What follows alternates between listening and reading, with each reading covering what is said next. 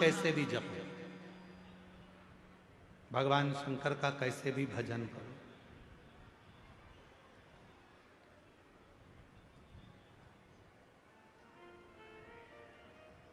एक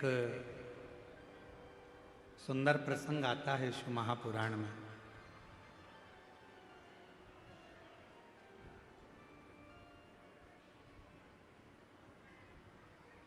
कि भगवान शिव के तेज पुंज से मां गंगा जी के जल से 6 पुत्रों का जन्म हुआ। उन 6 पुत्रों को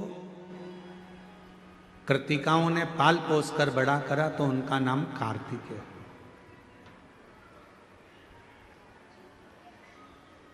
कार्तिकेय कौन? भगवान शिव के पुत्र। कहते हैं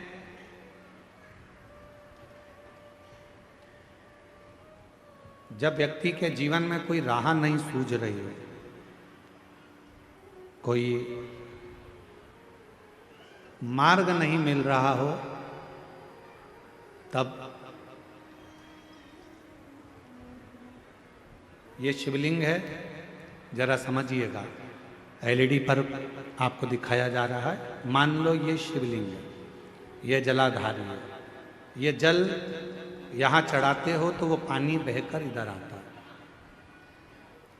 जल बहकर इधर आता है। मान लो कोई राह नहीं दिख रही हो, आपको लग रहा है कि मैं बहुत फंस चुके हूँ और निकल नहीं पा रहा हूँ, मार्ग नहीं मिल रहा। थोड़ा सा लाल चंदन जहाँ ये जल बहता है, इसके दोनों ओर, इधर गणपति इधर कार्तिकेय, थोड़ा थोड़ा लाल चंदन दोनों जगह पर लगाना प्रारंभ करो और उत्तर की ओर मुख कर कर दक्षिण में खड़े होकर शिवजी को जल चढ़ाना प्रारंभ करो। 3 या 4 दिन तक आपने अगर दोनों जगह पर चंदन लगाकर दक्षिण में खड़े होकर उत्तर की ओर मुख कर कर भगवान के शिवलिंग पर जल चढ़ाया। पहले लगाना चंदन दोनों ओर लाल और फिर जल चढ़ाना। 3 से 4 दिन में स्वयं मेरा भोले बाबा आपको मार्ग निश्चित कर देगा और रास्ते क्लियर कर देगा। ज्यादा दिन नहीं, 3-4 दिन। कोई मार्ग यदि निश्चित नहीं। अच्छा, कई लोग ऐसे भी होते हैं कि वो केवल ये सोचते हैं कि हमने ये कर लिया और इसमें, ऐसा नहीं। शिव महापुराण की कथा कहती है कि आपको साथ में परिश्रम भी करना पड़ेगा, थोड़ी मेहनत भी करना पड़ेगा। एक पत्र है,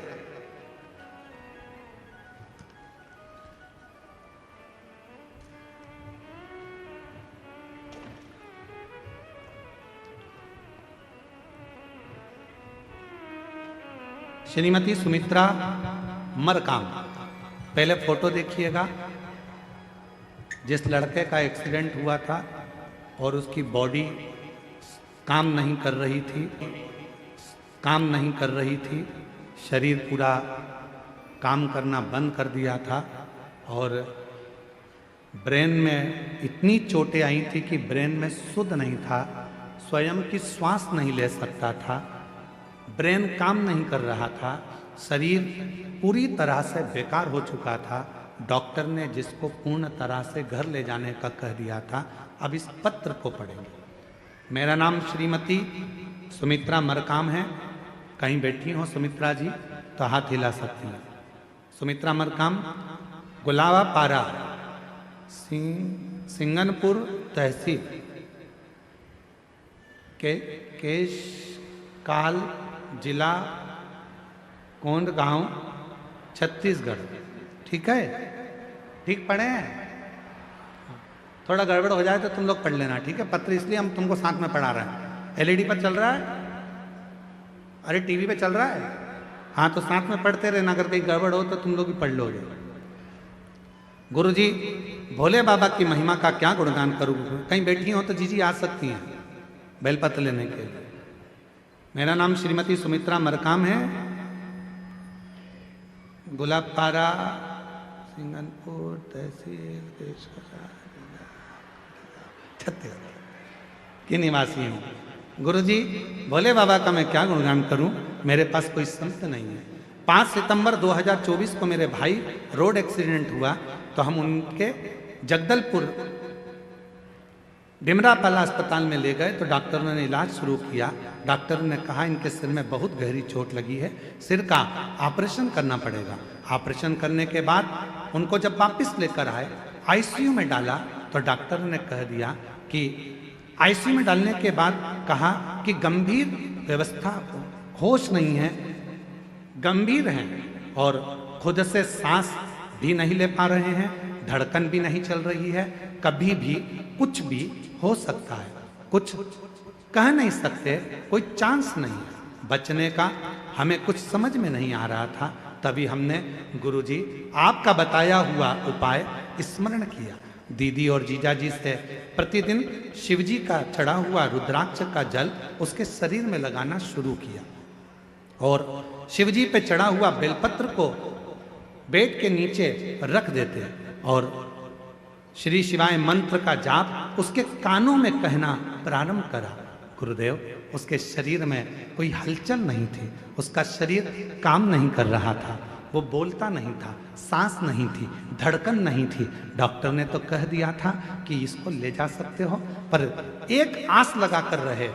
बहन तो वहां जल का काम कर रही थी, तभी हमें सूचना मिली कि आपकी कथा कुकरेल में हो रही है। हम तुरंत भागकर हॉस्पिटल से कुकरेल पहुंचे, पंडाल में बैठे, सुना था पंडाल में जो मांगते हैं वो मिलता है। कुकरेल के कथा चल रही थी, उसी में जाकर बैठ गए। वहां के पंडाल में बैठकर बाबा से विनती करी, कथा सुनी, बाबा के चरणों में रोती रही। बाबा, मेरा भाई है, मर रहा है, प्राण छूट रहे हैं, आप बचा लो ना बाबा।